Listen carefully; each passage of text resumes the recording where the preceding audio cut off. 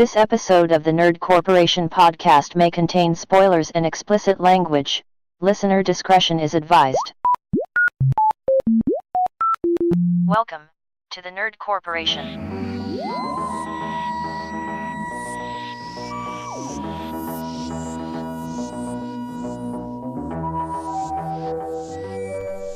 What up, everybody? It's Monday, and you know what that means. It's podcast day. It's also a very special day because we have our very first guest on the show. His name is Derek. Derek? Hi there. Hi. Hello. Welcome to the Nerd Corporation. Thank you, sir. We're glad to have you. Glad to be here. Let's get started with the nerd news. Nerd news. Can I just say, for one, how excited I am for this part? Rick and Morty has been approved for 70 more episodes. 70. It's going to take 9 seasons, Morty. 9 seasons, and we'll finally get the Szechuan sauce. Oh, geez, Rick. I don't know. It's gonna, you watch, dude. They're going all out. I'm excited as shit. And everybody immediately, when they announced that, was like, but when? And I'm like, it doesn't matter when. The fucking fact of the matter is that it's goddamn happening. And then most seasons are only like 10, 12 episodes long. You know they're gonna fucking... Okay, so my favorite thing was that Justin Roiland posted a thing that said, as soon as the animators draw it, then it'll be out. You know? Mm-hmm. So yes, I'm fucking stoked as shit. I don't think 3 seasons, even 4 seasons would be a show that fucking popular. Come the fuck on, man. Yeah. No, dude, this thing's like, it takes, 100 episodes to go into syndication, I think? Mm-hmm. So... They got a ways to go. And we're going to ride with them the whole fucking way.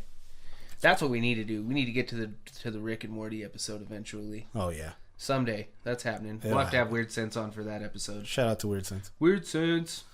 What else is in the nerd news? Thanos. Solo mode.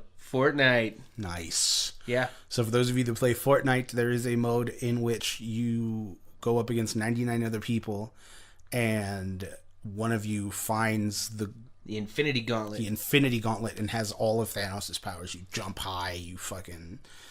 Is that really a power of the Infinity Gauntlet, though? It makes you jump high? Because I feel like Thanos could jump high ahead of time. Yeah, I don't think that's the gauntlet. I think that's just Thanos being showy and badass. Well, you guys don't play Fortnite, so you don't know shit.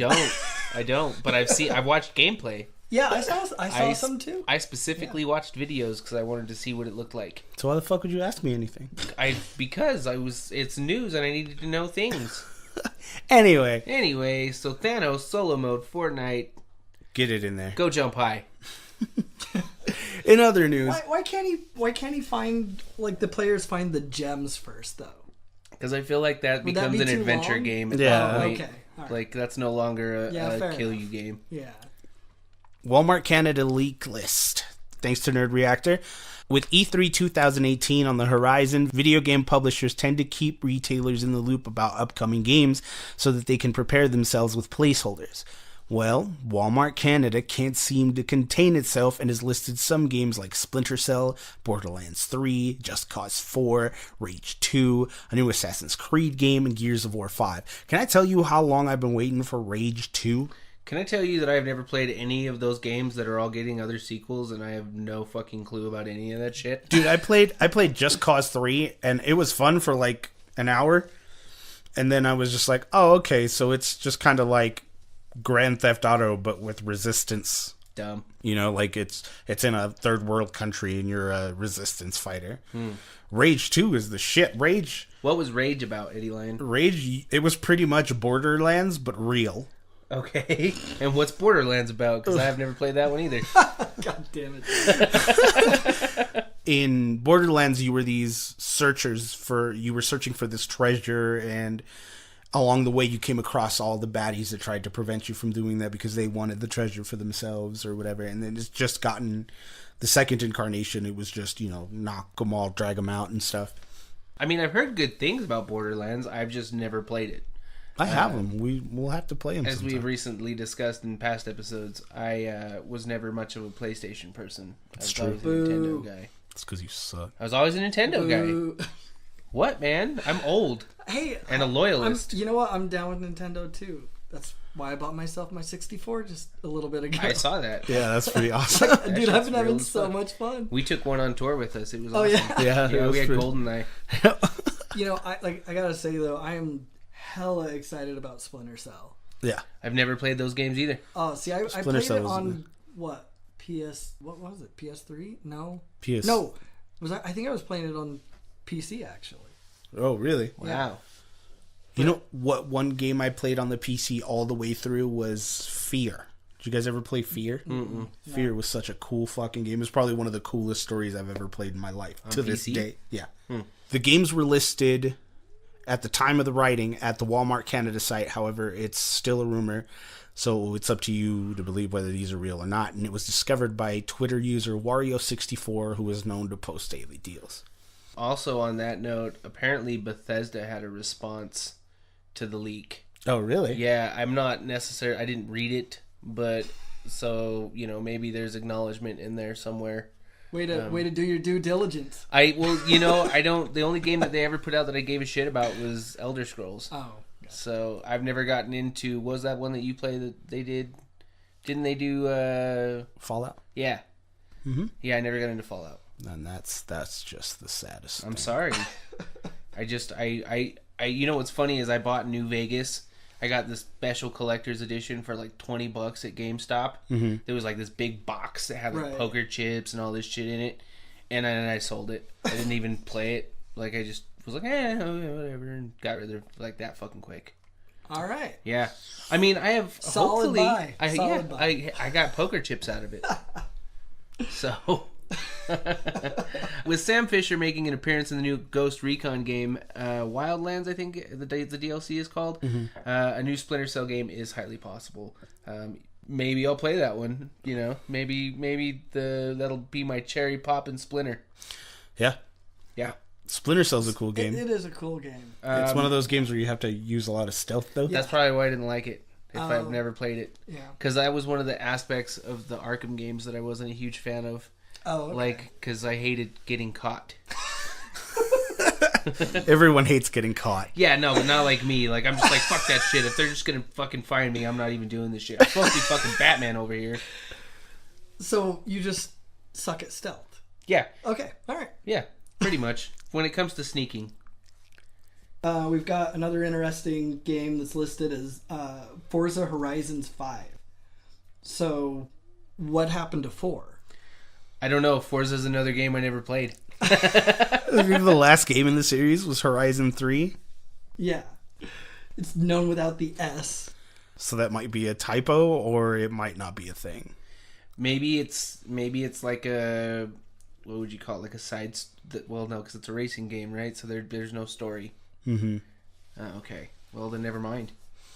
The yet-to-be-announced games are clumped with other games like Final Fantasy VII Remake, Metroid Prime 4, Beyond Good and Evil 2, Insurgency Sandstorm, The Division 2, and The Last of Us 2. The Division was a fun game for like a week or two. What's it about? I've never played that one either. You're this like task force in like dystopian Detroit, and you're just trying to bring order back into shit. But it's set up like an MMO. Uh-huh. So it's just like, do this mission, do that mission, do this mission, do that mission, level up. Do this mission, do that mission, level up. So it's like DC Universe Online, kind of. Almost, yeah, pretty much. Yeah, I forgot all about that. What, DCU Online? Yeah. Yeah, that game was fun for about 2-3 days. Yeah. And then I was like, hey, I'm tired of doing repetitive bullshit. I'm moving on now. Final Fantasy VII Remake looks bomb as fuck. That game's going to be fucking amazing. Also on that list that I would be intrigued with is Metroid Prime 4. I don't know if you ever played those games, the Metroid Prime games. Not the Prime games. Oh my god, they're so much fun. Like, I played the old school Nintendo ones. Yeah. Think of that, but, first person shooter style. Oh, that sounds fun. Yeah. Lots going on there. My nipples are hard for Last of Us. Yeah. That won't be out until like mid to end last year, though. I don't even care. Yeah. I don't even care. It could be 10 years from now. Well, it'll be out. They're supposed to bring it. Sony's supposed to be bringing a big presentation for it at E3 this year. Oh, okay. So that's one of the big 4 games that Sony's presenting. Nice. So I'm I still haven't beat the first one. What? Yeah. I get like 3/4 of the way through it. I own it. Yeah. It came with my PlayStation. Oh, but wait, you need to stealth at times. No, but that's what I liked about it, was because it was fucking... What? Yeah. Because you had to, because it was zombies gonna kill you, dude. We're not talking about guys with guns. We're talking about creepy, clicky fucking zombies, man. And you know that actually exists. That's a thing. Like, yeah, that I know. disease. Yeah. It's a bacteria, spore, whatever the fuck. It's a symbiote. It's symbiote. No, yeah, it's symbiote. Yeah, it's called cordyceps. Yeah, no, I'm cool. I don't need cordyceps in my life. So, Assassin's Creed, though, isn't really shocking that we're getting a new one of those. Ubisoft has been known to release a game every year. However, there was a gap in 2016, and with Assassin's Creed Origins being released in 2017, to stellar reviews and sales. I do suggest that Ubisoft should skip a year so that they can focus on delivering a great product. Maybe they should skip a couple years because all those games fucking suck to me. Yeah. The only good Assassin's Creed game I ever even got interested in was the pirate one. Oh, Black Flag. Yeah, because you got to be on a fucking pirate ship and fucking sail around and be a pirate. That game was fucking dope. They could have taken that game and cut out the Assassin's Creed part and just made it pirate shipping, and I would have been in. I think there is a game that's coming out. What's that new one that's out? Sea of Thieves? No, not that one. Oh. No, that one's campy and it's for the Xbox.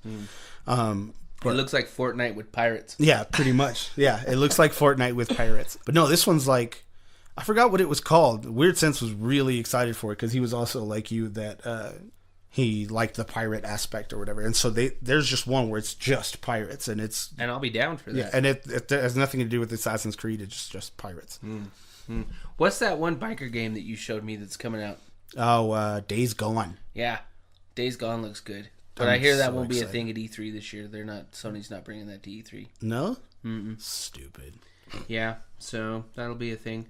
E3 is next month. Was it June 12th through the 14th? Mm-hmm. They expect us to cover that. Yeah, we do. We will have probably a double episode on that. There's going to be a lot of shit to fucking cover for E3.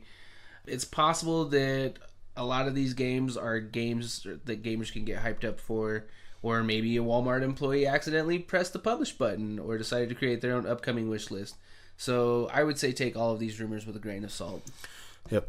One of the pieces of news that I'm excited for, after 27 years, Keanu Reeves and Alex Winter are going to return in a Bill and Ted Face the Music. Doc, you're not too excited about that. I am excited about it. Just because I said I wasn't going to talk some shit. I was no, ready. No, now don't get me wrong. There is a piece of me to talk shit on this, and that's with the whole going on an adventure with their daughters shit. Like, I'm not going to see Bill and Ted and their daughters. I'm going to see Bill and Ted. Yeah, but and part if of they it, have they're to, hot. Doesn't matter to me, man. I know. I'm fucking. No, none of the above. Like, I could do. There's only one thing above. I none of it. But they have to appeal to younger audience. Yeah, and like, no one's going to give a shit about Bill and Ted if they don't know who they are. Well, and plus, we saw what happened with the new Ghostbusters. And that was a great who movie. Wants to see two old ass dudes doing the same thing that they did almost 30 years ago, right? But not a lot of younger people would. You're 2 against 1 on that Ghostbusters I don't argument. give 2 shits or a fuck about any of that. That movie it. fucking sucked. I don't give a shit what fucking people think. female Slimer was stupid. Female Slimer was stupid, but that movie was good. They're like, oh, everybody's a girl in this movie, even Slimer. I mean, Stupid. It was a little heavy-handed at times. It was one long SNL skit. But still. It was one long SNL skit. And it was decent. Look, man, if I had never seen a Ghostbusters movie before, that movie would have been okay. But I have seen Ghostbusters on several occasions, and so that movie can suck a dick. Just wasn't a fan. You can suck a dick. I'm not gonna. Are you considering? I'm trying to think of what scenario I would probably put a dick in my mouth, and it would take would take a lot of money, but it could happen if there was a lot of money in the room. If someone was like, "Hey, man, I'll give you $1 million, put that dick in your mouth," I'd be like, "All right, let's get it over. All right, let's do this shit. Let's get this out of the way." That's my price, $1 million. If you want to give me $1 million, I'll shave my goatee and everything. We'd just like to point out that here at the Nerd Corporation, we are pro-consent. And I would be consenting. Pro. Anyway, no, Bill and Ted, awesome. I love the original series. Excellent adventure. I'm sad that, George Carlin's dead, so we won't get Rufus. But, I mean, I'll give it a okay, look. Remember how I said when Ghostbusters came out that I would not pay to see that movie in theaters? I would actually pay to see another Bill and Ted with Keanu Reeves and Alex Winters. Oh, yeah. Now, if they end up making the movie about their kids, you're going to get nothing but fucking negative reviews from me. If it's not about Bill and Ted, trying to do whatever the plot synopsis is, if they're trying to, like, write their hit song or whatever that may be, that's fine. But if they end up, like, Keanu and Alex Winters just kind of, like, disappear for, like, the third act of the movie, then I'm going to be pissed off. See, and I doubt it. I mean, it seems like they are trying to appeal to both the original audience and bring in a new one. Yeah. They had goddamn well better. The plot synopsis is as follows. When we last met Bill and Ted, they were time-traveling teenagers trying to pass a history class and win the Battle of the Bands. Once prophesized to save the universe with their rock and roll, middle age, and the responsibilities of family have caught up with these two best friends, who have not yet fulfilled their destiny. They've written thousands of tunes, but have yet to write a good one, much less the greatest song ever written. With the fabric of time and space tearing around them, a visitor from the future warns our heroes that only their song can save life as we know it. Out of luck and fresh out of inspiration, Bill and Ted set out on a time travel adventure to seek the song that will set their world right and bring harmony in the universe as we know it. Together, with the aid of their daughters, a new crop of historical figures, and some sympathetic music legends, Bill and Ted find much, much more than just a song. Well, and if they can't write the greatest song in the world, maybe they'll just have to write a tribute. I almost feel like I'm sorry. I see what you did there. I'm sorry. That was rather tenacious of you. It was. Yes. Now get this D. I do not consent, sir. All right. Well, we have to roll with that then.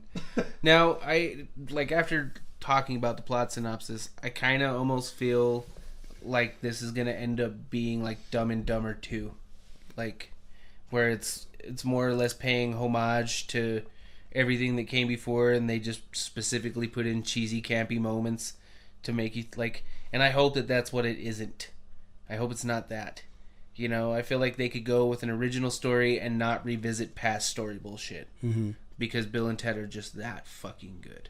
I don't know, man. It worked for Cobra Kai. I'm in it, period. I don't care. I mean... It worked for Cobra Kai. But I hated the Karate Kid, so... Yeah. But you admit it to liking Cobra Kai. If you listen to the podcast, you would know that. Because I have voiced my opinion. Up until recently, I have been fucking busy. All right, mister, I can listen to it at work. Well, I can't now because our internet's gone. Oh, yeah. That's true. Yeah. Motherfuckers. You can download it ahead of time, though, if you have Podbean. I don't have that. Well, you can get it on any of your devices. What the... Is this a commercial? Yeah. Yeah, it's a plug. Go download the Nerd Corporation on Podbean, iTunes, Podcast Addict, and watch us on YouTube. Thank you. Now to the man of the hour. The doctor himself. I'm glad that you finally decided to pick me as a topic. No. Well, you just said the doctor himself, and yes, we're talking about Doctor Who. Doctor Who? Yes. Derek, you're an enthusiast of Doctor Who, aren't you? I am. How long have you been into Doctor Who? On and off since I was a kid, growing up, and this is in the 80s, the early mid 80s. My dad would watch the reruns and everything like that, and so the classic episodes. Yeah. So things like Doctor Who and a little bit later on Mystery Science Theater are like a few of the only things that my dad and I like have in common entertainment wise. Gotcha. So yeah, I mean, we would sit there and watch Doctor Who, and I remember being as young as I was, like the opening creeped me the hell out, like all the time, like to the point that I was like, do I even want to watch this? This is gonna be scary as shit. For a little kid, that intro is a little off. Yeah, it's all dissonant and just it's just creepy as fuck. I got you. It's like early Pink Floyd music. Oh yeah, but it was just one of those things that it just really got me into sci-fi and nerddoms, and that's kind of where I just took off from. Very nice. So your jump off point was Doctor Who then? Yeah. Nice. And then of course, when New Who came out, I was all over that and have been ever since. And what were your feelings about Cindy Lou Who? Cindy Lou Who. I see what you did there. See what I did there? Yeah. That was a Grinch reference. Yeah, it wasn't funny, but whatever. Derek giggled. A little. Whatever. It was a courtesy giggle. Your mom's a courtesy giggle. God. So our question of the week this week was, who is your favorite Doctor? And we didn't get any responses to that except for one. So we're going to start with you. Who is your favorite Doctor, Derek? Oh God, that's really really tough. Okay, personally, I would have to say David Tennant. Mm-hmm. I think he is the perfect mix of subtle humor and indignant rage. Like he just has such amazing range all over the place, but he's an amazing actor and he can really just play it really nice and subtle no matter what he's doing. Now, I would say that he has a certain degree of madness to his Doctor. Yeah, but like it's not over the top or like campy madness. Like Matt Smith could get very campy. Yeah. You know, and so I think it's just, which I loved the progression of going from like Chris Eccleston, serious, you know, really, really serious dude, to David Tennant, to Matt Smith. So you're just getting sillier and sillier. And then all of a sudden, Peter Capaldi. Put the brakes on and you're Peter Capaldi. Yeah. And I loved that just total shift to this crotchety old asshole. Yeah. It was just amazing. It was a really well needed transition. Definitely. But yeah, no, I liked David Tennant a lot just for the fact of how versatile he is. I can dig it. I agree. That's my favorite Doctor also is David Tennant. He's just that personification of quirk and stoicism that just kind of brings the Doctor together, at least in my opinion. Balances nicely. Mm-hmm. Yeah. Oh, okay. So the one person that answered, go figure, would be my Doctor Who obsessed child, Nicholas. And I asked, we asked the question, who's your favorite Doctor? And like the two of you, he replied, David Tennant, because he really captures the essence of how the Doctor should act and how wise the Doctor is, but also how he uses it to save the world. The Doctor needs to be serious, but also kind and merciful. He's been through hell and back, and because he's seen his species get eradicated by the Daleks, he's able to still be kind and help those who need it. Well, and another thing I love about the Doctor is just how he throws even his allies off the scent of the weight of what's actually going on. Mm-hmm. Yeah. Because he knows that's not weight they need on their shoulders. They don't need that's to a know all the burden gruesome he bears. details. Yeah, that's a burden he bears for them. Okay. I can dig it. So, I know nothing about Doctor Who, so this is like a huge Doctor Who lesson for me. I watched the 9th Doctor, Christopher Eccleston. I watched that whole season. Oh, nice. And I enjoyed it. Like, I thought it was great. And then I watched some of the David Tennant. I watched like 2.5 seasons of the David Tennant one. And I kind of felt like it got built into this loop of the same shit.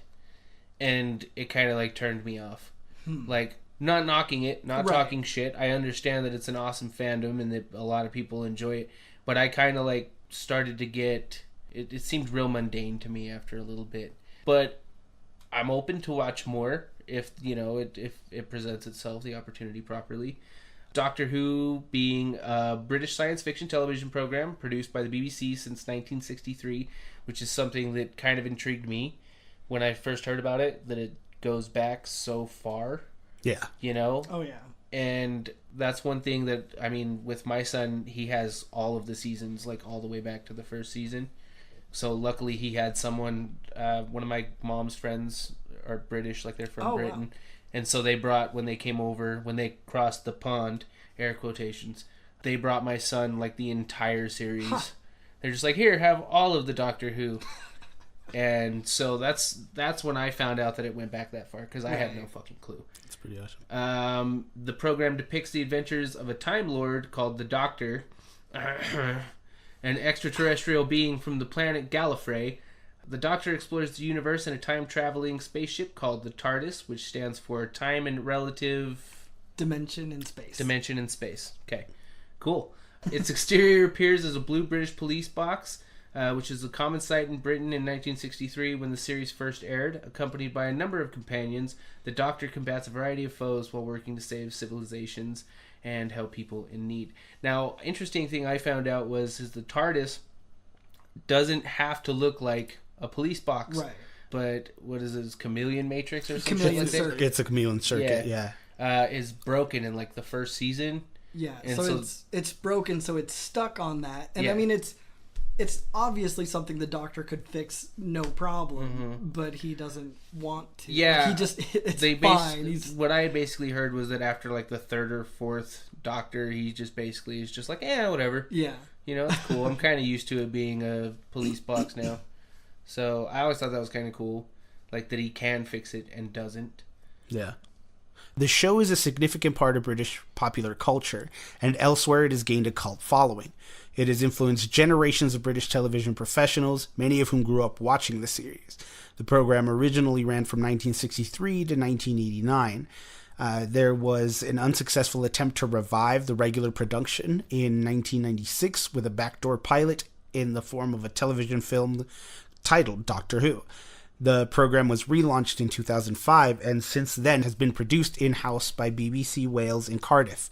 Doctor Who has also spawned numerous spin-offs, including comic books, films, novels, audio dramas, and the television series Torchwood, the Sarah Jane Adventures, K9, and Class, and has been the subject of many parodies and references in popular culture.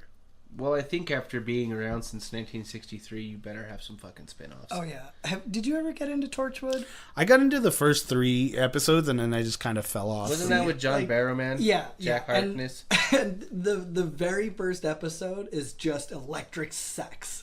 Like, it's just this huge... It's, like, very clearly more adult, audience-driven. Like, define electric sex. So it's just a lot more... mature, and the first episode, the whole point or the threat that they're chasing down is this alien who uses literal sex to feed off of people. Like, so it's like Species. Yeah. Okay. And so it's like, just from the word go, it's like, this is not your regular Doctor Who. Buckle the fuck up. Okay. Now, my question to that would be, does the Doctor, like, make appearances in this show randomly? Or No. do they reference him at least? I mean, yeah, it's referenced, but they're their own thing. They're kind of more of the, like, tactical SWAT teams protecting the Earth from invasions, like when the Doctor's not around and things like that. So then you got these people. Is Torchwood the name of the town they live in? No, Torchwood is the name of the entity. Oh, okay. So it's based in Cardiff. Is it? Yeah, it's Cardiff. And so it's just this sort of underground secret operation organization deal that takes care of all these threats. It's like the shield of the Doctor Who universe. Oh, okay. Yeah, So pretty John much. Barrowman's Clark Gregg. Yeah, Pretty much. Okay, but less like cool. but like a much sexier, dirtier version. Okay. Yeah. I would assume that K9 is like that, but with dogs. Lots of dog sex. I've never gotten into K9. I was gonna look up Class, but I didn't really get into that. Electric puppy fucking. Electric puppy fucking. That should be an album name. Like you do. Yeah. You know? Like you do. Like you do. Yeah. All right, so I mean, 12 actors have headlined the series as the Doctor. The transition from one to another is written into the plot of the show with the concept of regeneration into a new incarnation. So a plot device where a Time Lord whose body is too badly harmed to heal normally, he can instead recover by transforming into a new body. So each actor's portrayal differs, but all of them represent stages in the life of the same character and form a single lifetime with a single narrative. Mm-hmm. So the time traveling feature of the plot means that different incarnations of the Doctor occasionally meet. The Doctor is currently portrayed by Jodie Whittaker this season, who took on the role after Peter Capaldi's exit in the 2017 Christmas special Twice Upon a Time. Now, this is the first female Doctor, right? Yes. Wasn't there one in like a one-off movie special or something that was a female Doctor? I could have swore I read that somewhere. That there at some point there was like one movie that was like a TV special or something. Not that I'm aware of, no. I'm gonna have to There do might some be research on that. but yeah. Yeah, well, I mean, it wasn't canon. Like, it wasn't like a... Okay. It was just supposed to be like a one-off, like, random thing. Just something I had heard once. Like I said, kind of like did a little bit of research when my kids started watching it because I wanted to make sure there wasn't electric sex going on. But otherwise, nothing too crazy. So we have our list of doctors, which would start with the first Doctor, who ran from 1963 to 66. and he was William Hartnell. Mm-hmm. From what I understand, he was a lot more of a serious, like less goofy doctor, kind of like an old grumpy asshole. Right. From what I understand. And then we had Patrick Troughton was the second Doctor from 66 to 69. Then we had John Pertwee, the third Doctor from 70 to 74. Tom Baker, which is probably the only other Doctor that I know of from like the past Doctors, because I feel like he's the more iconic one. He's the one with the scarf, right? Yeah. Mm-hmm. So he's the one that I normally think of when I think of classic Doctor Who. Tom Baker and the next Doctor, Peter Davidson, are the ones that I remember growing up. Uh-huh. Those are the two Doctors that stick out the most for me. Okay. Colin Baker was the sixth Doctor. Is he related to Tom Baker, or no? That's just in name only. I've not even looked it up. That would be interesting, wouldn't it? If they were like cousins or some shit, and they both were the Doctor. I mean, I feel like that would be something that would be pretty common knowledge, don't you think? Yeah. Yeah. Then we had the seventh Doctor was Sylvester McCoy from 87 to 89. And then also, 90 and 91? Then Paul McGann, the eighth Doctor, in 96. And then we had like almost a decade-long hiatus. Mm-hmm. And that's when we got the Doctor that I first watched, which would be Christopher Eccleston. And then we had David Tennant, the 10th Doctor from 2005 to 2010. Matt Smith, the 11th, from 2010 to 2013. Then we had our most recent Doctor, which would be Peter Capaldi, who, again, is the more stoic, kind of serious character. He's the curmudgeonly asshole. He's just like the crab apple of the group. Yeah. Like, he does funny things, but they're like asshole things that only he thinks are funny. Okay. So he sounds like my kind of guy. Yeah. Yeah, okay. Yeah. Awesome. And then we have our current Doctor, who is Jodie Whittaker. Now, is this the 13th season? Is that airing now?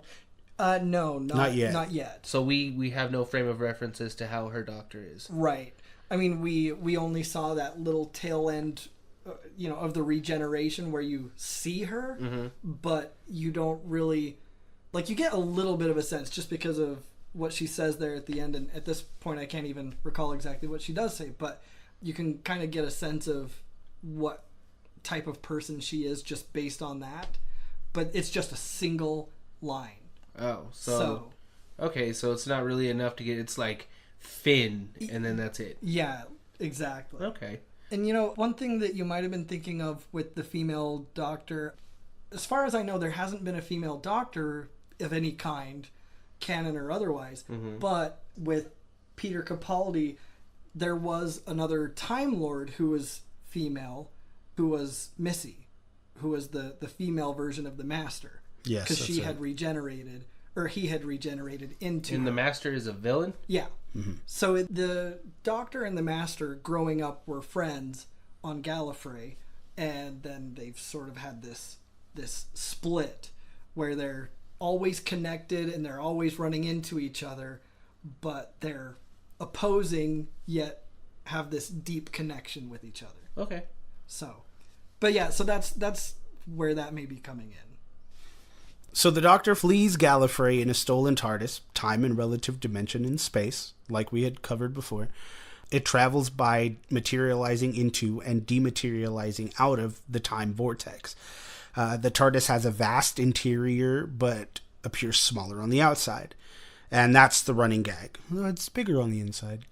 And is equipped with a chameleon circuit, intended to make the machine take on the appearance of local objects as a disguise. Due to a malfunction, the Doctor's TARDIS remains fixed as a blue British police box. Which we had talked about being where he kind of likes it to be at this point. Mm-hmm. I'm okay with it, though, being a big blue police box.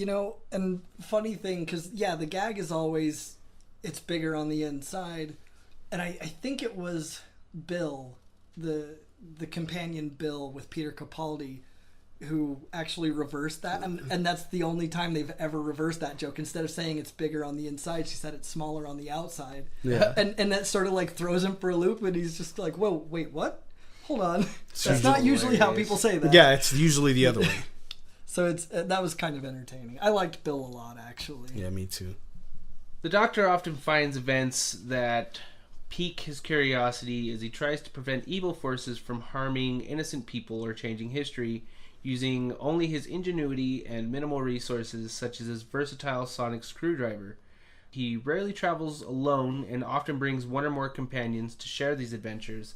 His companions are usually humans, as he has found a fascination with the planet Earth, and he frequently collaborates with the International Military Task Force unit when the Earth itself is threatened. As a Time Lord, the Doctor is centuries old and has the ability to regenerate when his body is mortally damaged. We talked about with being able to take on numerous appearances and personality traits.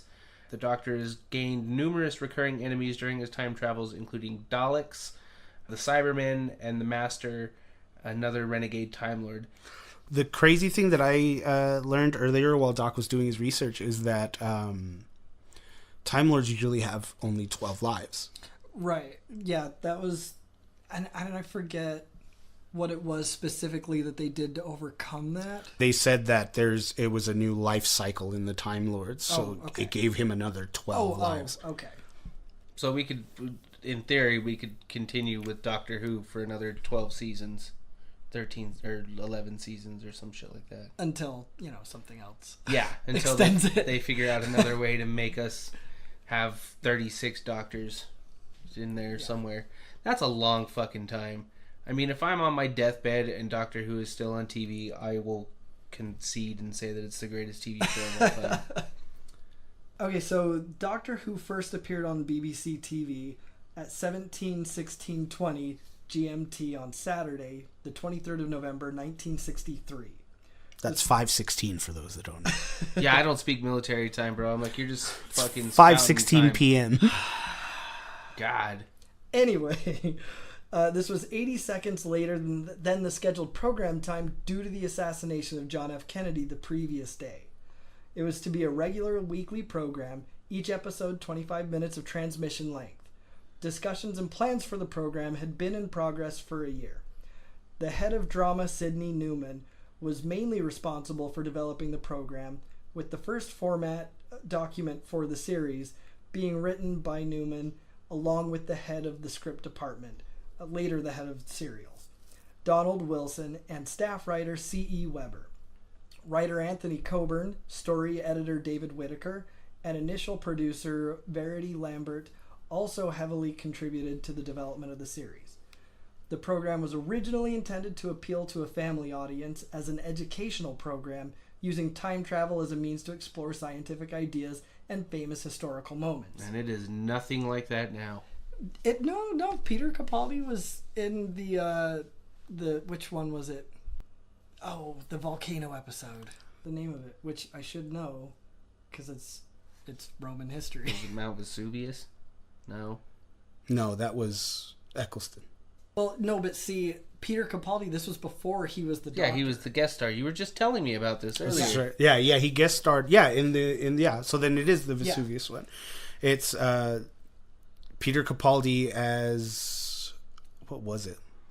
He's some, like, if I remember right, like a government official of some kind or something of that nature. Yeah, Karen Gillan was in that episode also as the soothsayer. Yeah. Mm-hmm. And that was a great episode, and it's not really meant to be like a hey, here's a history lesson as much as it is, I think, to pique interest in history for kids to go through and actually learn the history. I was like, which part of the fucking history lesson was the flat pancake face lady that needs moisturizer? Dude, I love Cassandra. That's Cassandra, and I thought it would be really cool to do a cosplay of Cassandra. That'd be really hard to pull off. So just like make Cassandra get it, pull off, face off. Yeah. and then have me as the person be that handler dude of hers with with all the stuff on his skin and everything. I could see that. Like, so that would work out really well. I think you just have to, like, Cassandra would be the craziest part to do well. You'd have to have like an animatronic head. Yeah, like you'd have to probably like bust out like the eyes and lips of a Furby or something. Right? And mount them somehow. Yeah. Yeah. You could like pull a lever and it'll like pull strings or something like that. Yeah, dude, that would like be so a cool. like a dummy, like a ventriloquist dummy. You could just have the recording of her asking for moisturizer. Yeah, Moisturize me. Yeah. Anyway, so on the 31st of July, 1963, Whitaker commissioned Terry Nation to write a story under the title The Mutants. As originally written, the Daleks and Thals were the victims of an alien neutron bomb attack, but Nation later dropped the aliens and made the Daleks the aggressors. When the script was presented to Newman and Wilson, it was immediately rejected as the program was not permitted to contain any bug-eyed monsters, in air quotes. According to producer Verity Lambert, we didn't have a lot of choice. We only had the Dalek serial to go. We had a bit of a crisis of confidence because Donald Wilson was so adamant that we shouldn't make it. Had we had anything else ready, we would have made that. Nation's script became the second Doctor Who serial, The Daleks, aka The Mutants. The serial introduced the eponymous aliens that would become the series' most popular monsters and was responsible for the BBC's first merchandising boom. I was going to say, people are obsessed with the Daleks from what I know in Doctor Who lore. I mean... And those seem to be your least favorite, right? Yeah, man, because they look like fucking Walmart R2-D2. Like, I'm just... Okay. Well, they came first, to be fair. That's what I was going to say. Of course they came first. But, okay, so for me, they just seem really basic. Like, I feel like you could just tip one of them over, and then you won. Well, and I mean, and they've evolved. You know, the whole idea behind them has sort of evolved over time because back at this point, they were very limited, and that was fine for them to be limited because that could have easily been the height of technology and warfare.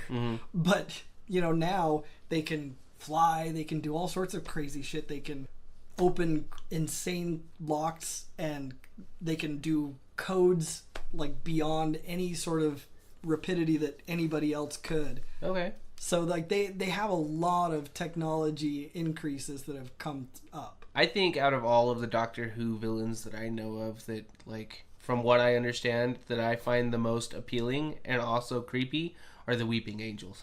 The Weeping Angels are amazing. Yeah. I think the concept itself is just like, you know, you better keep your eye on them. Don't blink. Yeah.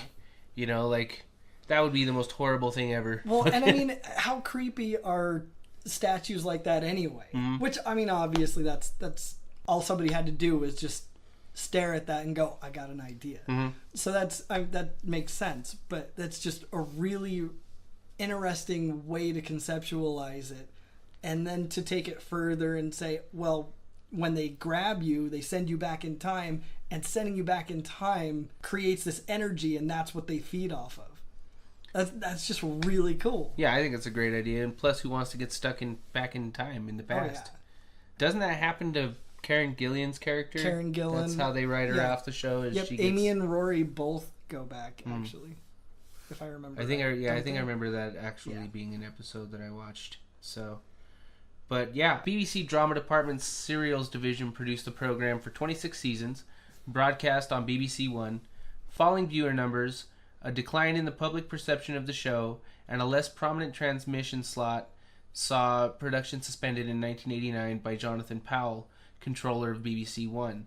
Although it was effectively cancelled with the decision not to commission a planned 27th season of the show for a transmission in 1990, the BBC repeatedly affirmed that the series would return. I think we got him till 96, so I think we got another 6 years out of it at that point. Yeah, and then that's when it went through that whole hiatus for 9 years and came back.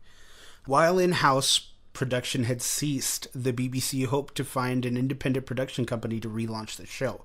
Philip Segal, or Segal, a British expatriate who worked for Columbia Pictures' television arm in the United States, had approached the BBC about such a venture as early as July 1989. While the 26th series was still in production, Segal's negotiations eventually led to a Doctor Who television film, broadcast on the Fox network in 1996 as an international co-production between Fox, Universal Pictures, the BBC, and BBC Worldwide. Although the film was successful in the UK with 9.1 million viewers, it was less so in the United States and did not lead to a series. That's because in the United States we didn't know who the fuck Doctor Who was. And it's also because it was Fox. Yeah. That too. Now, I'm correct in stating that, like, spin-offs and stuff aren't canon to the Doctor Who series, right? Like comics and novels. They're not. Yeah, those aren't canon. Those are just like, pretty much isolated stories. So it's like Star Wars. If Yeah. if it's a novelization or a classic comic story, it's not canon. Gotcha. So licensed media such as novels and audio plays provided new stories, but as a television program, Doctor Who remained dormant until 2003. In September of that year, BBC Television announced the in-house production of a new series after several years of attempts by BBC Worldwide to find backing for a feature film version. The executive producers of the new incarnation of the series were writer Russell T Davies and BBC Cymru Wales, I assume is how that would be pronounced. Yeah, or you can butcher it and say Samairu or Cymru. Seaman Wales. Head of drama, Julie Gardner. I just ruined that whole last piece with Yeah, seaman whales. Yeah, Those are the worst kind of whales. They The are. seaman whales. They are. Also known as sperm whales. You know. Can you imagine taking one to the face from one of those? No, thank you. Ugh. For $1 million, I'd consider it. You'd be dead. Doctor Who finally returned with the episode Rose on BBC One on March 26, 2005. There have been 9 further series in 2006 to 2008 and 2010 to 2015, and Christmas Day specials every year since 2005. No full series was broadcast in 2009, although 4 additional specials starring David Tennant were made. In January 2016, Moffat announced that he would step down after the 2017 finale to be replaced by Chris Chibnall in 2018. I like Chinball. Yeah, I was gonna say Chinball. But I'm sure Chinballs. Chinball wouldn't like it. Christian's balls do not belong on our show. The 10th series debuted in April 2017 with a Christmas special preceding it in 2016. The 2005 version of Doctor Who is a direct plot continuation of the original 1963 to 1989 series and in the 1996 telefilm. So anything before that wasn't like part of the original canon, or just kind of like what? Well, no, it was all a continuation. Okay. This is similar to the 1988 continuation of Mission Impossible, but differs from most other series relaunches, which have either been reboots, for example Battlestar Galactica and The Bionic Woman, or set in the same universe as the original, but in a different time period with different characters, such as Star Trek The Next Generation and various other spin-offs. So, with changes of appearance, producers introduced the concept of regeneration to permit the recasting of the main character. This was prompted by the poor health of William Hartnell, its original star. The term regeneration was not conceived of until the Doctor's third on-screen regeneration. Hartnell's Doctor merely described undergoing a renewal, and the second Doctor underwent change of appearance. The device has allowed for the recasting of the actor various times in the show's history, as well as the depiction of alternative Doctors, either from the Doctor's relative past or future. I actually think that's a really awesome concept to continue the story of one character. Oh, yeah. To just have them regenerate under a new appearance. Well, and even if it's not, a health issue or just for whatever reason not being able to continue, you can now and then recast and completely change the feel of the show and sort of, renewing interest in what's going on just by changing that whole dynamic. Yeah, I think that's definitely an interesting way to go. And you can totally tell the difference in the actors playing the Doctor. Oh, yeah. From what I've watched a couple of the classic episodes. And then, like I said, I watched the entire Christopher Eccleston series, which was only one season. But, I mean, personally, I thought that was awesome. Yeah. Like, I enjoyed the Ninth Doctor's run. And then, like I said, David Tennant was really good to me. I never got into any of the Matt Smith, so I can't say. Well, and I mean, even, not just the difference that particular actor brings, which is definitely, that's obvious, but also the interaction between the Doctor and the companions, like with the difference between Christopher Eccleston and Billie Piper as Rose versus Billie Piper with David Tennant. Mm-hmm. So Billie Piper then worked with two different doctors. Right. Mm-hmm. Okay. Yeah. And and that there's often overlap between doctors with the companions, at least to some degree. Okay. And so it's just really cool to have this fresh, totally different interaction. So not only are you getting, the fresh eyes of the Doctor, the new Doctor, you've got all these different relationships that are now changed in dynamic as well. Do the villains ever notice that the Doctor is regenerating or has regenerated? Like, do they ever point out in any of that? Yeah, like with the Cybermen, for example, they have this kind of like a hive mind sort of deal going on. And so they have a data bank of all these different incarnations of the Doctor. So they're aware of all these different incarnations and all these different regenerations. Okay. I mean, maybe not all of them, but everyone that they've come across. They're documenting it. Yeah, exactly. Okay. So it's definitely something that everyone is aware of. Speaking of Cybermen, let's talk about some of Doctor Who's adversaries. Yes, let's. But they're scary. Now, I used to pronounce this wrong. My kid used to get pissed off at me because I used to say Daleks. You simpleton. Yeah, because I'm just like, it's an A. It's Daleks. And so the Dalek race, which first appeared in the show's second serial in 1963, are Doctor Who's oldest villains. The Daleks are DJ Khaled's from the planet Skaro. Another one. Another one. The Daleks don't go down on their women. They make their women go down on them. They're from the planet Skaro, mutated by the scientist Davros, and housed in mechanical armor shells for mobility. The actual creatures resemble octopuses with large, pronounced brains. Their armor shells have a single eye stalk and a sink plunger-like device that serves as the purpose of a hand, and a directed energy weapon. Their main weakness is being tipped over. They're too heavy. Sure, pal. They weigh tons. Their main weakness is their eye stalk. Attacks upon them using various weapons can blind a Dalek, making it go mad. Their chief role in the series pilot, as they frequently remark in their instantly recognizable metallic voices, is to exterminate all non-Dalek beings. They even attack the Time Lords in the Time War, as shown during the 50th anniversary of the show.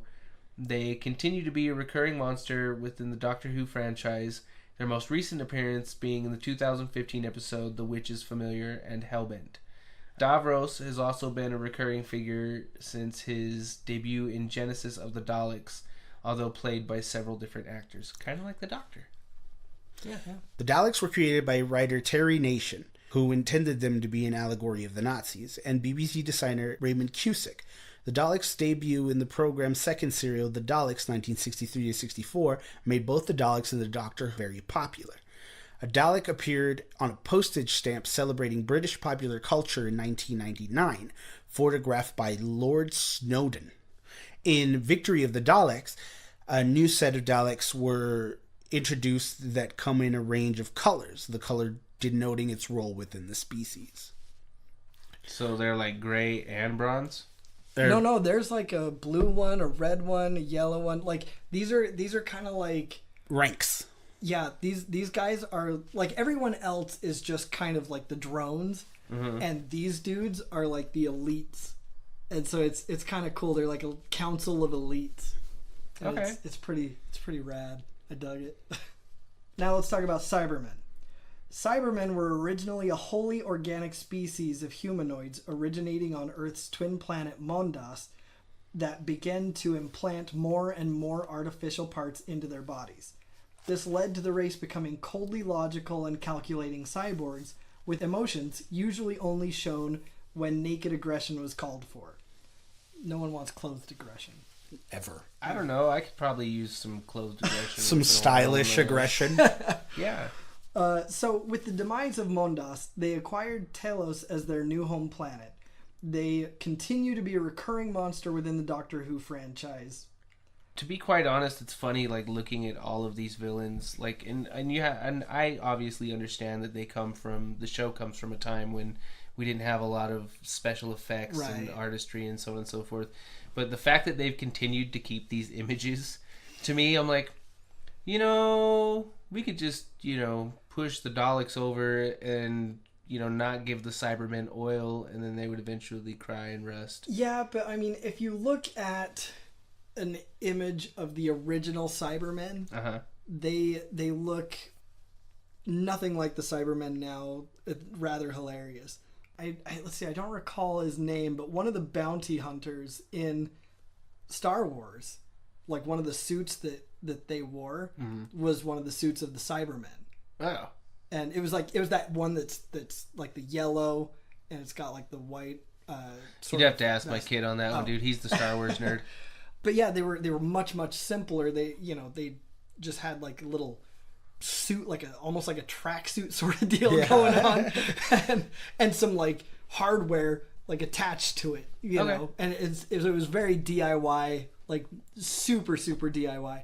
And now the whole point is that, as opposed to originally intended, instead of taking out parts like piece by piece and adding hardware, now the only thing that they're keeping is the absolute bare minimum, and they're just putting like the brain and nerves or whatever into this metal husk. Okay. And that's it. And they're intentionally removing emotion. Oh, okay. So like with the David Tennant series, where the Cybermen come back, their whole drive is to remove emotion. Whereas originally it was more of just a side effect. Oh, okay. So the 2006 series introduced the new variation of Cybermen, I guess, which would be the version that we're talking about recently. These Cybus Cybermen were created in a parallel universe by the mad inventor John Lumick. He was attempting to preserve the humans by transplanting their brains into powerful metal bodies, sending them orders using a mobile phone network, and inhibiting their emotions with an electric chip. So cell phones killed the radio star. Yep. Okay. Pretty much. And then they turn on him. Oh. So, like any good... Classic Frankenstein tale. like any good mad scientist invention does. That's what he did. Yep. And then who else we have? The Master, as we were discussing earlier, who is also a Time Lord? Right. Yes. Okay. The Master is the Doctor's arch enemy, renegade Time Lord who desires to rule the universe, conceived as Professor Moriarty to the Doctor's Sherlock Holmes. The character first appeared in 1971, and as with the Doctor, the role has been portrayed by several actors, since the Master is a Time Lord as well and able to regenerate. The first of these actors was Roger Delgado, who continued in the role until his death in 1973. The Master was briefly played by Peter Pratt and Jeffrey Beavers until Anthony Ainley took over and continued to play the character until Doctor Who's hiatus in 1989.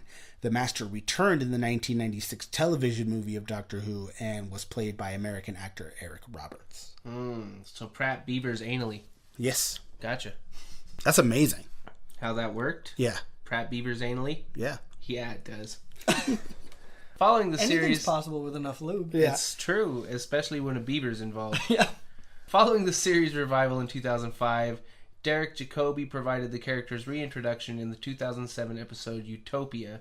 During that story, the role was then assumed by John Sim, who returned to the role multiple times through the 10th Doctor's tenure.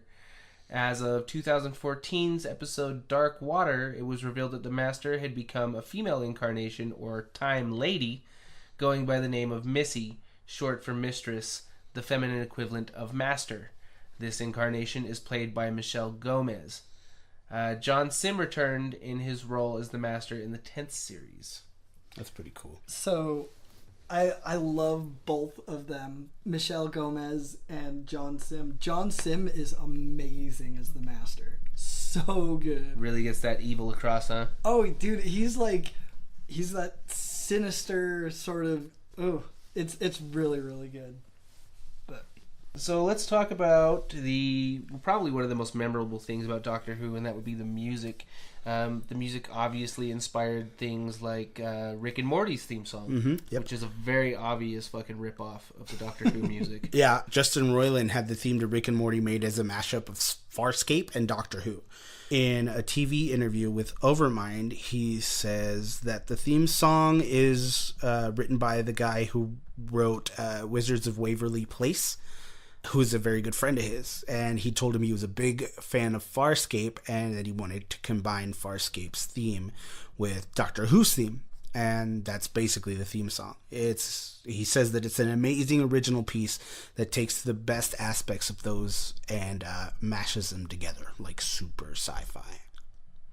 The Doctor Who theme is a piece of music written by Australian composer Ron Granier and realized by Delia Derbyshire at the BBC Radiophonic Workshop. Can I just say how intricate British last names are? I want one. Right? Like, can we get me? I want to be Dr. Derbyshire. Right? That's my new name. Like, they all sound just like... They sound like characters in and of themselves. You know what I mean? Like a friend of mine, Lee Hager. Like he sounds like he's just this crazy cool like rock guy. Right? He's probably not. He was in a band for a while. He was a drummer for a band, but right. And like they toured around this little area. Nobody cares about the drummer. No one ever. We all saw Def Leppard. Yeah. They're like, man, you can do it with one arm. That's how important your job is. Play through. Come on. Yeah. Just get it in there. Just get it in there. By Billy the way, Corgan replaced his drummer with a drum machine. Yeah.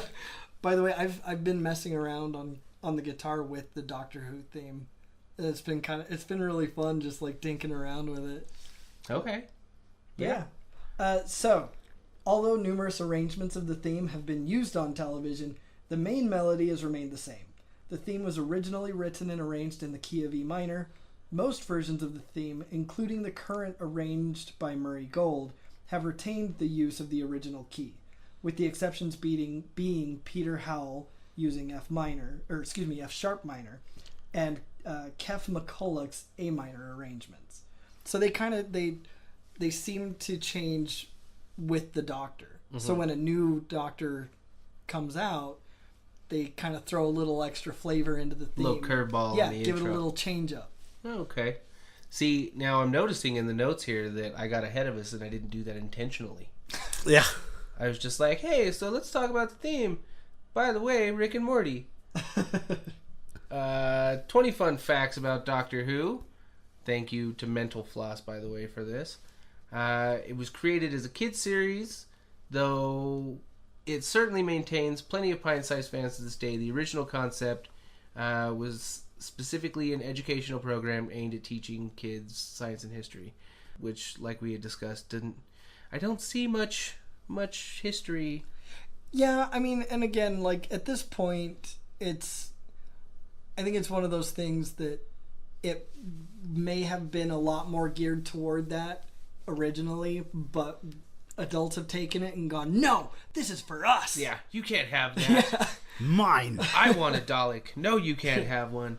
I find that, like, in old interviews with old British people that I've been watching as I've been trying to, like, learn about this show, that they were, like, seriously scared of the Daleks and the Cybermen. Oh, yeah.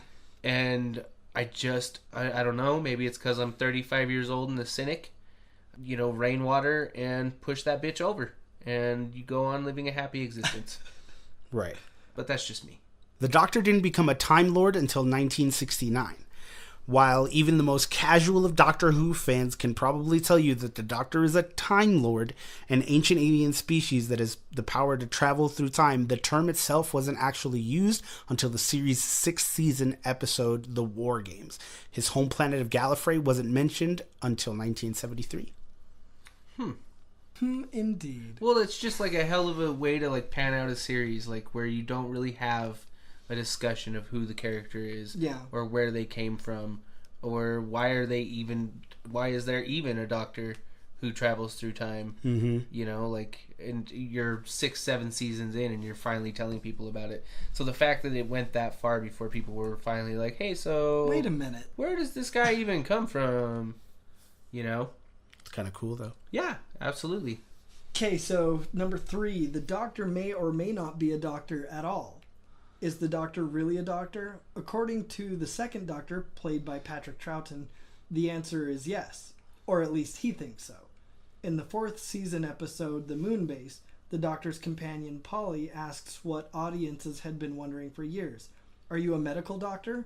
To which the Doctor replies, yes, I think I was once. I think I took a degree once in Glasgow. 1888, I think.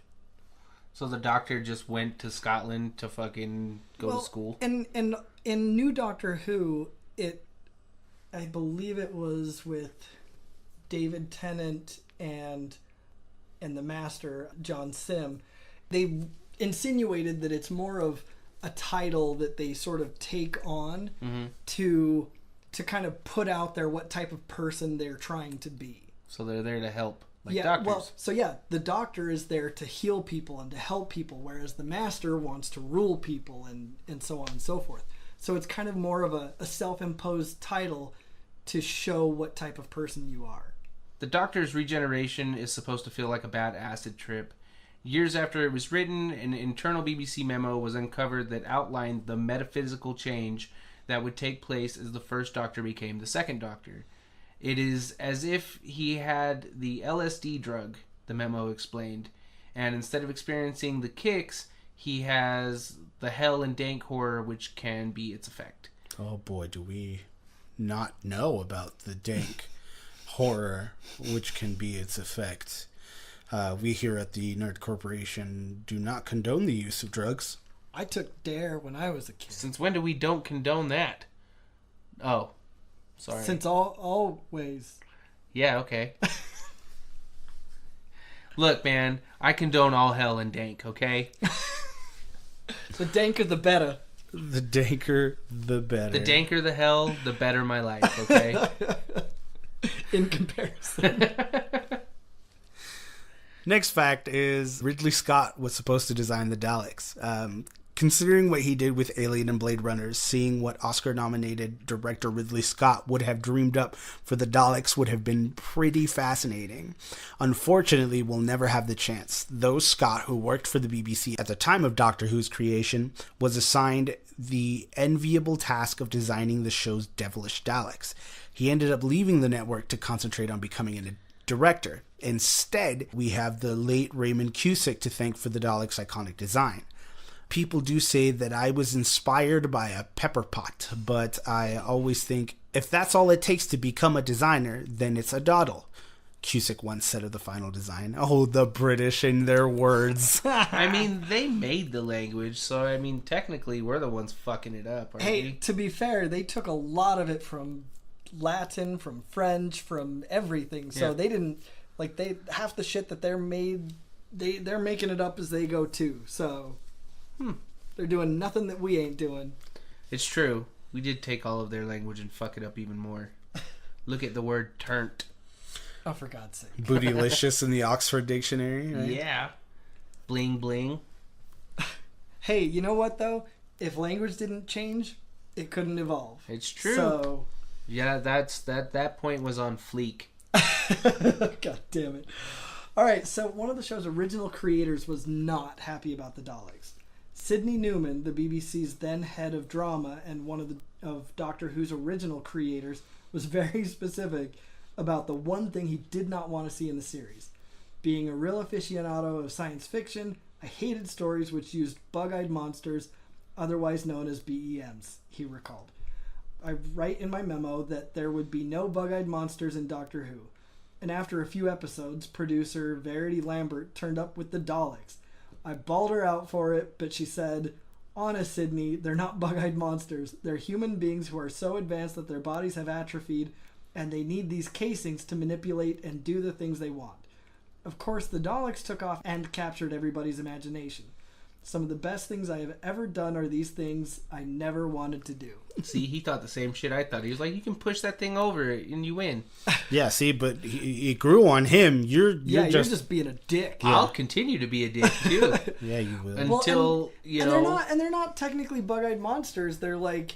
They're just like a brain with tentacles. Yeah. I saw the inside of what they are. Yeah. And yeah, they're like Krang. before there was a Krang. Yeah, exactly. Yeah. Yeah. The Daleks almost didn't make it into the show's revival. When Doctor Who made its triumphant return in 2005, it almost happened without Daleks. The estate of Terry Nation, who created the mutants, had initially attempted to block their return to the new series, claiming that it would ruin the brand of the Daleks. At one point, when negotiations between the BBC and Nation's estate seemed to have broken down, the show's producers even created a new villain.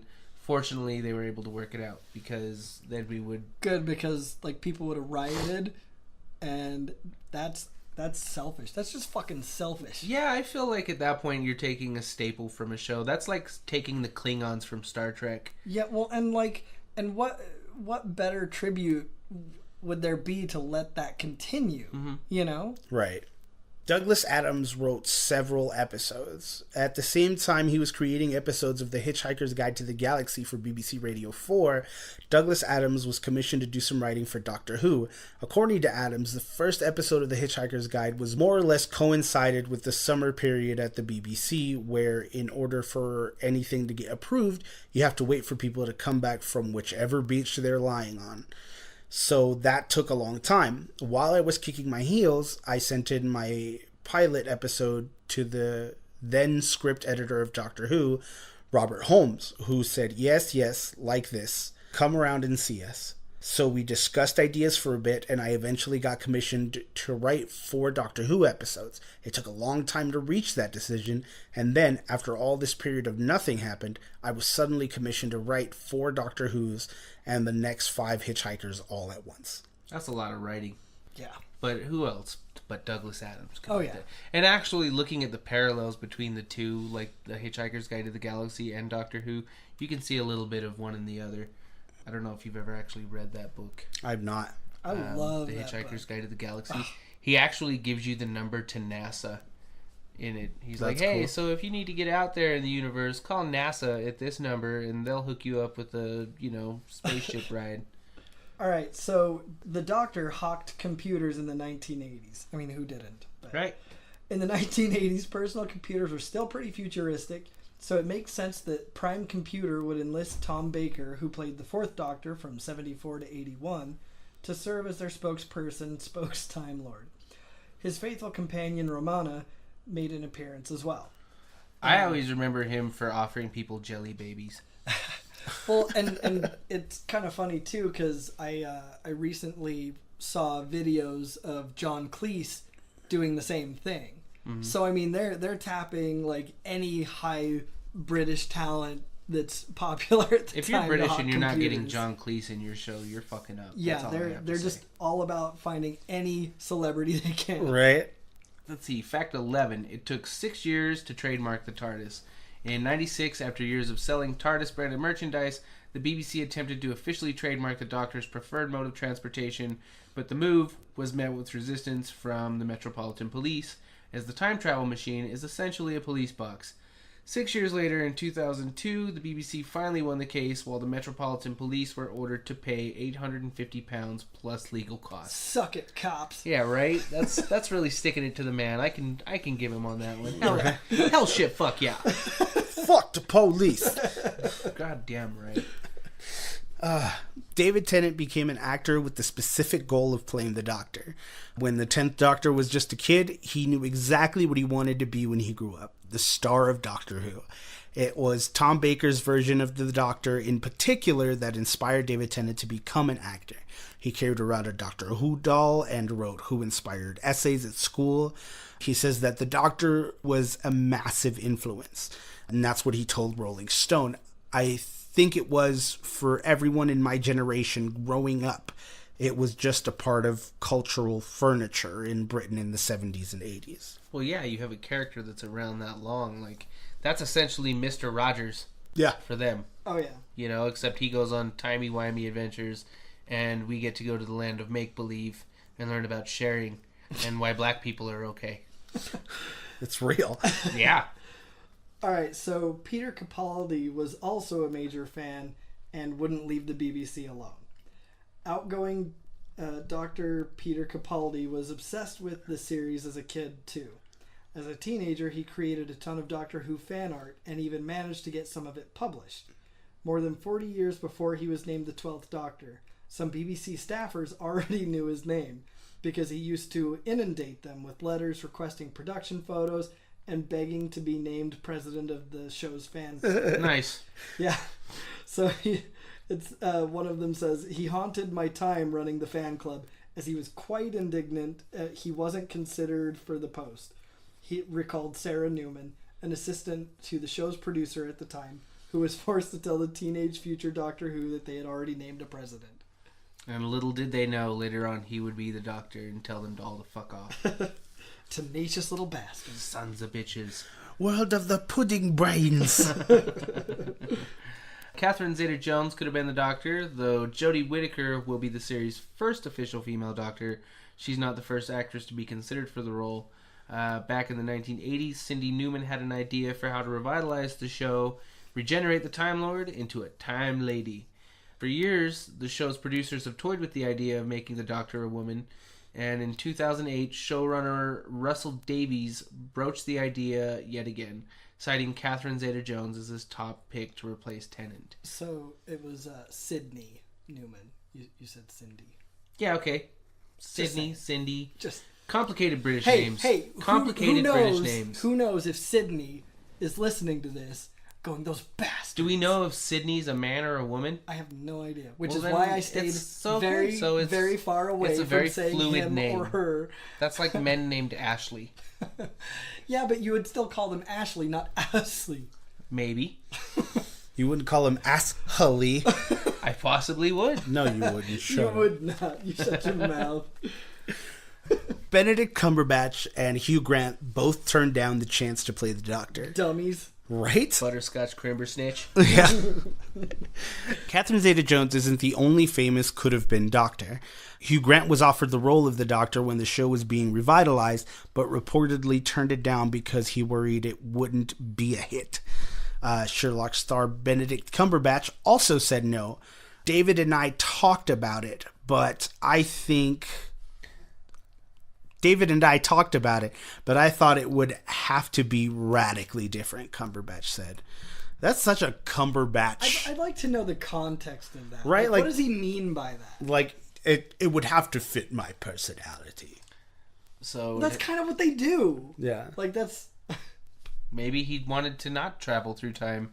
Maybe he wanted to hang out in Jersey. Right? He's like, no, I just want to sit at coffee shops. Yeah. And, The Doctor goes to the dentist. You know? The Doctor goes on holiday. Yeah.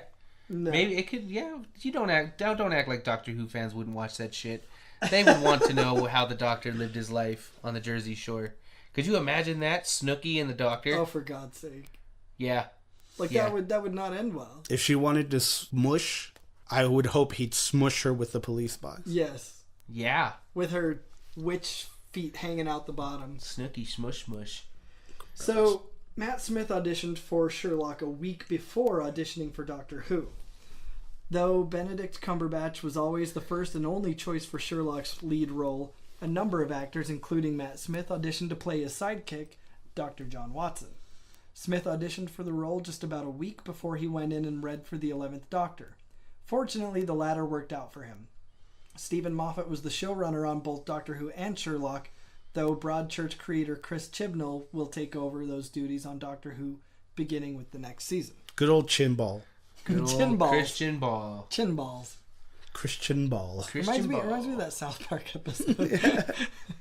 I always think of like the Men in Black too with the ball chinians. He's a ball chinny. Oh, yeah.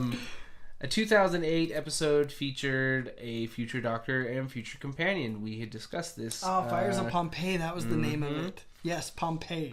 Which recreated the eruption of Mount Vesuvius. It was notable for two of its guest stars, Peter Capaldi playing a sculptor named Caecilius. Caecilius. Yeah, okay. While his future companion, Karen Gillan, was cast as a soothsayer. And, like, not only is Karen Gillan in there, who did I see not too long ago? And I think it was one of the Matt Smith episodes. Andrew Garfield is in there. Oh, yeah? Yeah. Yeah, like, so a lot of our favorite... Well, and like a lot of the people who later end up being companions or things like that play bit roles earlier on. Like, for example, oh gosh, and I cannot remember her name, but the girl who was one of the main female lead in Torchwood was a one-off character in one of the episodes of Doctor Who. That's so cool. Nice. So basically, they're just reusing whoever they can get. Well, whoever is awesome, obviously. Yeah. Okay. The 10th Doctor married the 5th Doctor's daughter, who played the 10th Doctor's daughter. Yeah. Confused?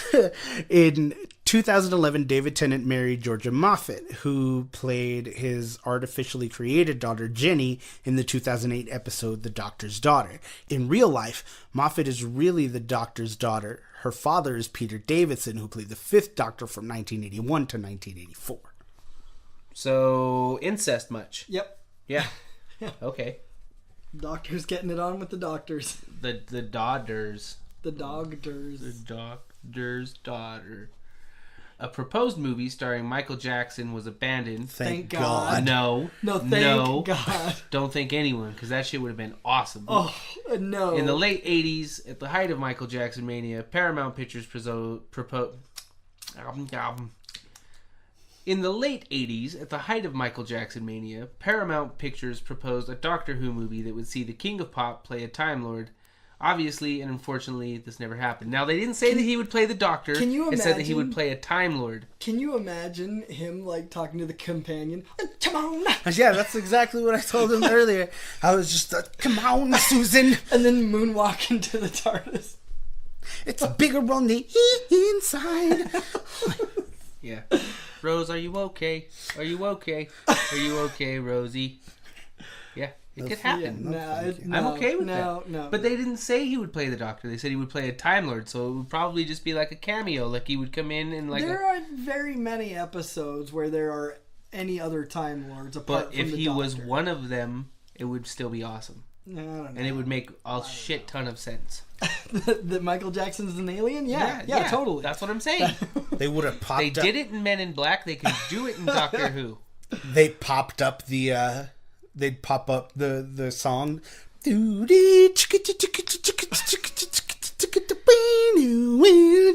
whole credits would just be him dancing to it. Oh, for God's sake.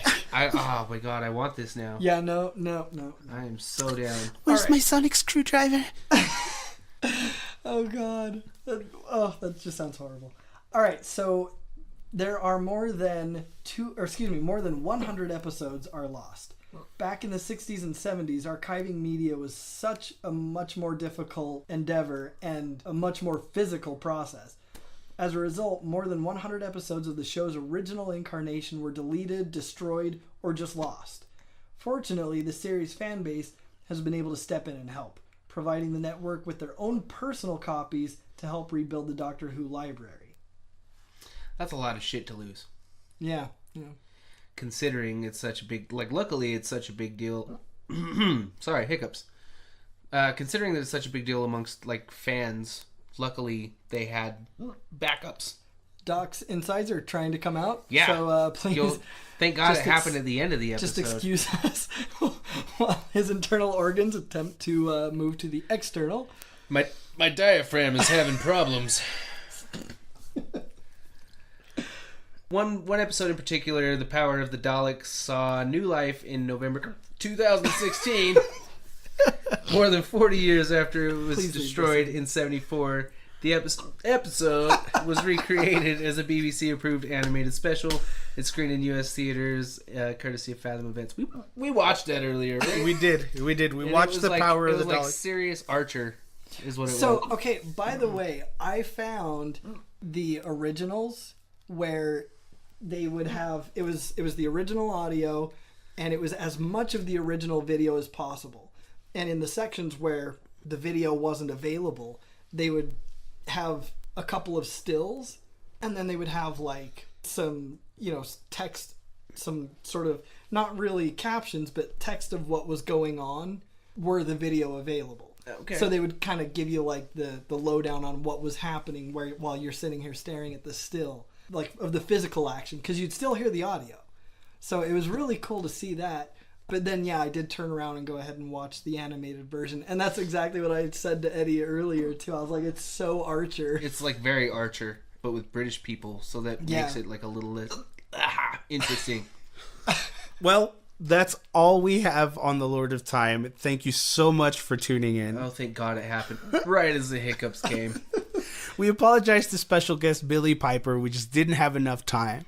We would love to have you back to discuss the wibbly wobblies of timey wimeys with us another time. Billy Piper can come see me any day. Dude, she is amazing. She's wonderful. And we'll let you all know if Doc makes it through this. If we start the next episode next week and I have the hiccups, then you'll know that I didn't survive. So, until next time, you can follow us on all social media. Facebook, The Nerd Corporation, Instagram and Twitter at Nerdcorp Podcast, or you can email us at nerdcorppodcast@gmail.com. And for those of you searching time and space for more adventure with the Nerd Corporation, subscribe to our Patreon. Patreon.com/Nerdcorp Podcast. Lots of access to loot and special episodes with a chance to obtain future goodies from us. goodies. So for the Nerd Corporation, my name is Eddie Lyon. I'm Dr. Nick. And I'm Derek Reese.